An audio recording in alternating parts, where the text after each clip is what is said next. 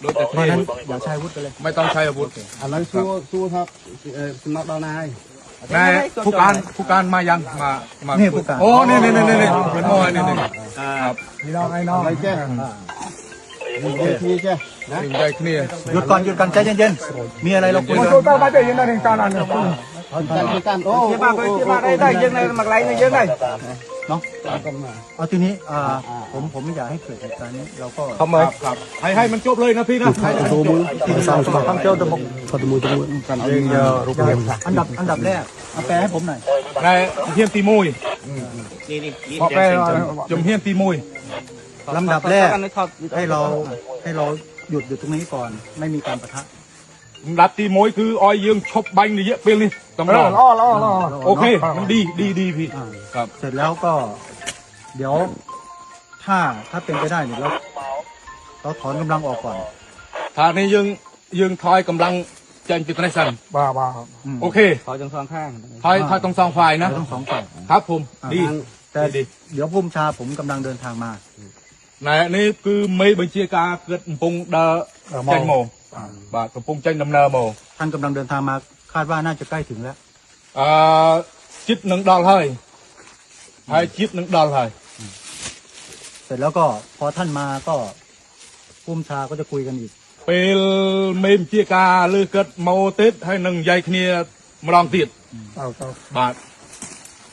ของท่านเนี่ยใครมาคุย ในเมมเชียกายัง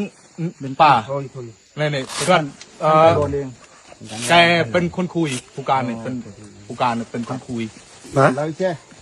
ยมสมนมโปวิ่งนะตีมุ้ย ยมโอ้จะได้ไม่ได้ประมาณ ทาง เลย ไท ใช่ ยทาง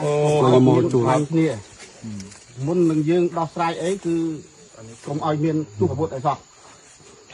ถ้าเราคุยกันไม่ต้องไปใช้อาวุธนะครับพี่นะไม่ต้องไปใช้อาวุธเพราะไม่ใช้แล้ว ตีปี ครับ กำลัง ในคำ เนื้อกระไรนะเนื้อกระไรน่องกลมกำลังก็อยู่ไหนก็อยู่นานไปนะ คือใจจริงผมเนี่ย ครับ อยากให้ถอนออกเลย ทางโน้นก็ถอนทางนี้ก็ถอน ไหน ไม่อยากให้มีกำลังในพื้นที่นี้ ผมกลัวมันเกิดอุบัติเหตุเหมือนวันนี้ ก็ทาจองออยยังจังไปทางได้ยังเตรียมนี้จังตูกรอยสั้นกูมันเกิดมันจองออยเมียนอปัตเหตุได้การกัดล้างโนดิเยเปลได้มันหนึ่งตีนะ ทางไทยเนื้อกระไรนะอ้อยเธอเตยกระไรนุ่งวิ่ง ทางไทยคอเสนอว่าอยู่จุดไหนก็อยู่จุดนั้นไป ทางนี้ ทางนี้ก็ไปเหมือนกัน หมายถึงว่าอยู่จุดไหนไม่ถึงตรงไหน ไม่ก็พีอยู่เหมือนเดิมตั้งแต่เดิมมา ไม่แต่ตอนนี้มันกำลังเรามันใกล้กัน ผมไม่อยากให้มันอยู่ใกล้กัน ครับเป็นนี้ก็มันจองออยกำลังได้ทาโนจิตนี่จองออยเวทตัวชายนี่ ดูเนี่ยเอาทาง เหมือนกัน หมายถึงว่าทางโน้นก็ถอยออก ครับ แล้วผมก็ถอยออก ทางนอกกระทอยเจ๋งเกิดกระทอยเจ๋ง พื้นที่ตรงนี้ก็ไม่อยากให้มีกำลังอยู่นะ คืออย่างนี้ทางนี้ แต่ปุ่มซะนี่ก็กรมออยเมียนกำลังโนตามเลย ผมไม่ให้มีทั้งหมดเลยตรงนี้ทั้งหมดทั้งชาลามีตรงสามแยกนะ เรียนท่านหน่อยว่าได้ไหม นายกระสมเสนอปนังบานออสป่ะ ยมไอ้จุดพีบปันแต่เอาทางไทยทอยเตยกระไรไทยวิ่ง กระทอยเลยพอไทยก็ทอยด้วยนะอ๋อโอเคด้วยนี่ ทางกัมพูชีเอาเตยนาที่ทอยนึกอะไรจับ พื้นที่ตรงนี้ก็ให้มันกลับมาเหมือนเดิม สมัยที่เราไป ปุ่มซะแต่อะไรนี่ต้องออยแบบโดยเดิมโดยการตีมุ้ง คือตรงนี้ก็ไม่มีกำลังอย่างนั้นได้ไหมบองผมว่าถ้ากำลังถอยออกจากห่างกันเยอะๆโอกาสที่มันจะทุกน้องเราจะปะทะกันมันจะไม่มี บสันแต่ยังเวียโมจบเนี่ยจ้ะเวียนังเมียนปัญหาได้ทายลจะล้อมเนี่ยอาจจะเมียนกาบอก เตยเอาทางไทยบอก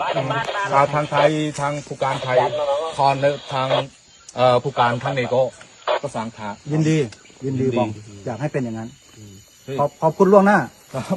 ขอบคุณล่วงหน้า แต่ว่าเดี๋ยวสักพักเนี่ยปุ้มชาผมท่านรองเสริมท่านกำลังเดินทางบอกหน่อย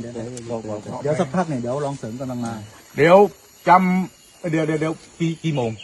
ประมาณ พี่ติดต่อไม่ได้ตอนนี้ติดต่อท่านไม่ได้มันไม่มีขึ้น เดี๋ยวให้ผมรอ รอ เรา ตรงนี้ก่อน เราก็รออยู่ด้วยกัน ก็ นี่แหละ คุยยืนอยู่ตรงนี้ก่อน อยู่ตรงนี้ด้วยกัน จำติดบุญเสริมบุญบำรุง กำลังมา กองเมมเจกากองสุรนารีเกิดโมนี่ปุงตาเตะตรงมันเป็นบานลือเทปมันเป็นบานเชือบเกิดนางโมส้มทางท้ายกองคุยน้อยจำเกิดแต่นะทางพี่ยืนกองคุยจำเกิดแต่หนึ่งอ๋อจำบุญเสริมบุญบำรุงเกิดโมเยี่ยมลองเตะหน่อยเมมเจการงกองสุรนารี ได้เอากำลังมองปูนครั้งก็ดอกไปจะเชิญไว้ นี่ทอนทางคุณก็ให้ทอนทาง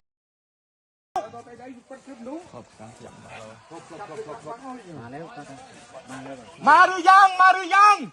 ได้ยินไหมมาแล้วเหรอ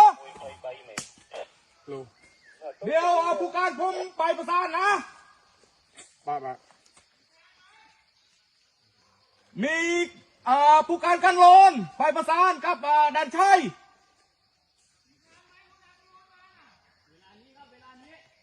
เวลานี้แหละไอ้โตจีบันเทิงโนริยะเป็นเลยตัวนาอนุธรรมอัศมีเดี๋ยวผมจะไปแล้วเดี๋ยวไอ้จูดโม่ดูนู้จะเคยนู้มอนุบาลเองยิงเนี่ยจะเมื่อไปเชื่อเบี้ยท่ายังจะจูบบ้านมองเนี่ยเราจอยต่อเราทำอะไรยังไงได้ยินไหมดันชัยเรียกอะผู้การให้ไปเดี๋ยวนี้เลย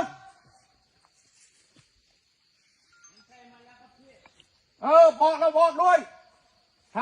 ถ้าไปเดี๋ยวนี้ดันชัยไปพาไปประสานให้มันจบกัน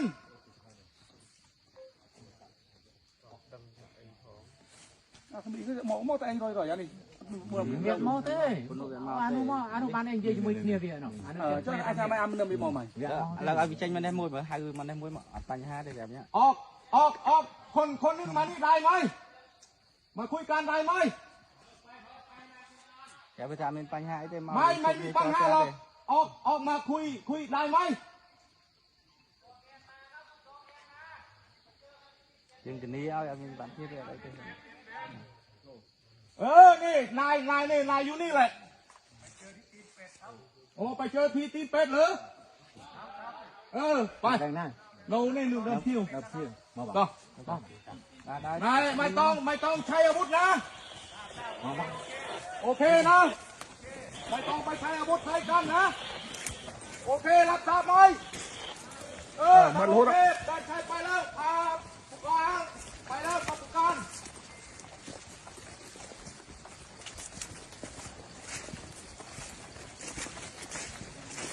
ดูภาพหน้าบนรอนกลับมาเลยรอนกลับมาเลยดูมวยไอ้เก๋ดูมวยกันไอ้เก๋ต้องจ้าต้องมองจ้าไม่ต้องจ้าเยอะก็ต้องจ้ากันยกจ้า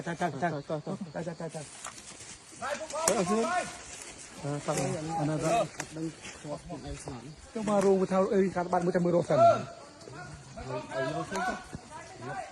บ้าพี่น้องไอ้น้องพี่น้องไอ้น้องพี่น้อง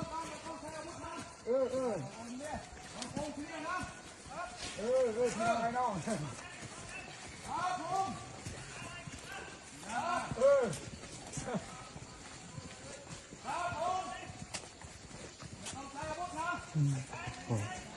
เด็กไทยครับนี่ผู้กองไปแล้วกับผู้กองก็ไป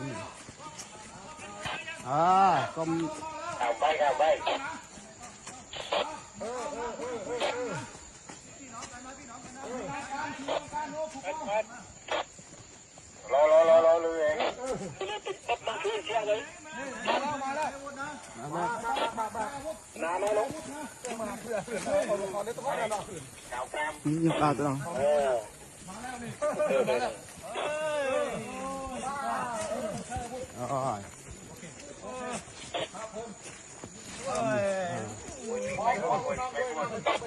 ไม่ใช่อยู่แล้วคุยกันพี่น้องกันนะเดี๋ยวนี้จะจบนะป้าเอาทีนี้เดี๋ยวพุ่งชากำลังมานี่ชากำลังมานี่ก็ไม่เจียกา ปุงโม ท่าน กันโลน กับค่อยๆก็ได้ ครับไม่ต้องไปชัยนะ ไม่ต้องไปชัยอีกนะพี่นะพอนะครับพอนะ เราพี่น้องกันนะอย่า พี่น้องก็ถ้าយើងបងប្អូនគ្នាណាកុំបាញ់គ្នាទៀតណាណា เอาคืออย่างนี้นะ ดูหน้าผมนะ ดูหน้าบองนะ มือกัน คนไทยกับกัมพูชาเนี่ย เหมือนกันไหมหน้าตาเหมือนกันไหม ใครជាមួយកម្ពុជា พี่น้องกันนะ พี่ พี่ น้ น้ อ อง ง โอเค เพราะฉะนั้นอย่าใช้อาวุธไปเลย ไม่ต้องใช้อาวุธ ឥឡូវសួរថាសំណត់ដល់ណាហើយ តែผู้การมายังมา นี่ผู้การ โอ้นี่โอ้นี่ครับ ឥឡូវចេះនិយាយគ្នាចេះណា និយាយគ្នា หยุดก่อนใจเย็นๆมีอะไรเราคุยกัน ហើយជួយកាន់អូជាបាក់អីដែរយើងនៅមួយកន្លែងនេះយើងហើយ เนาะเอาทีนี้ผมไม่อยากให้เกิดเหตุการณ์นี้เราก็ ครับให้มันจบเลยนะพี่นะให้มันจบ ทำเจ้าตะบก Satu mui tu mui. อันดับแรกเอาแปลให้ผมหน่อย ในเฮียนตีมุย นี่ ជំហានទី1 ลำดับหน่อยเดี๋ยวสักพักเนี่ยเดี๋ยวลองเสริมกำลังมา เดี๋ยวจำเดี๋ยวกี่โมงประมาณ พี่ติดต่อไม่ได้ตอนนี้ติดต่อท่านไม่ได้มันไม่มีขึ้น เดี๋ยวให้ผมรอตรงนี้ก่อน เราก็รออยู่ด้วยกัน ก็คุยยืนตรงนี้ก่อน อยู่ตรงนี้ด้วยกัน จำติดบุญเสริมบุญบำรุง กำลังมาก องเมมเจกากองสุรนารีเกิดโมนี่ปุงถ้าเตะตรงมันเต้นบานลือเทปมันเต้นบานเชือบเกิดนังโมส้มทางท้ายกองคุยโนจำเกิดแต่นะทางที่ยืนกองคุยจำเกิดแต่หนึ่งอ๋อจำบุญเสริมบุญบำรุงเกิดโมเยี่ยมลองเตะหน่อยเมมเจการงกองสุรนารี Raj,เอากำลังบองปูนข้างก็ดอกเป็นเช่นไหม นี่ทอนทางคุณก็ให้ทอนทางนี้ก็ให้ทอนมานี่เลย เราขอเดินไปดูกันได้ไหมว่าจะไหน เกิดส้มตัวมือบานอดตัวดังคนเจ้าเกิด บ้าน ให้ลูกน้องเจ้าออกไปทางนี้ได้ไหม เดี๋ยวอย่าพึ่ง เดี๋ยวแป๊บนึงคือตอนรอให้ผู้ชายมาคุยกันปุ๊บแล้วถอนออกพร้อมกันเลยดีไหม เดี๋ยวกระทาจำออยเมนเจกาไหนเกิดโมซัน เราก็ถอนออก บุญเสริมบุญบำรุงโมซัน ទុកនៅនេះ4សិនទុកនៅនេះ4មក ตรงนี้จะถอยออกไป ឡើង4ទុកតែ4អ្នកនៅនេះសបាយហើយ4 แม่เกิดกระนุ่นนี่แดดกระตุ้นนาเต็ม 4 คน 4คนគេហ្នឹងដកទាំងសងខាង นี่ ចេញនៅទាំងអស់ដកទាំងសងខាង ผมนี่นี่กำลังกดนี่ตามนี้ អញ្ចឹងមិនថាឲ្យគេដកចេញយើងទៅដែរ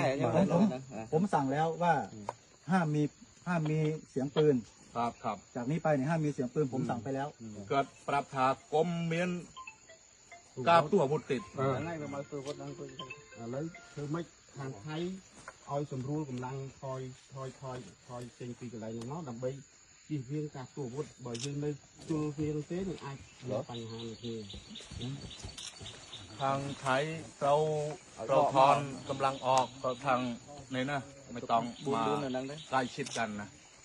นั่นแหละผมอยากให้ถอยออกห่างกัน เป็นยัยให้ แต่ว่าเดี๋ยวรอลองมาก่อน จำบุญเสริมโมซัน แป๊บเดียว แบบเดียว ผมว่าน่าจะใกล้ถึงแล้วบองใกล้ถึง ในกระทายชิดหมอกดาวให้แต่เราจำ ผมไม่ติดต่อไม่ได้ จำไม่ได้เห็นคุย ล น้ อ อง งเนี่ย นั่งเลย เส้นป่ะ ป๋า ป้าไม่ค่อยสบาย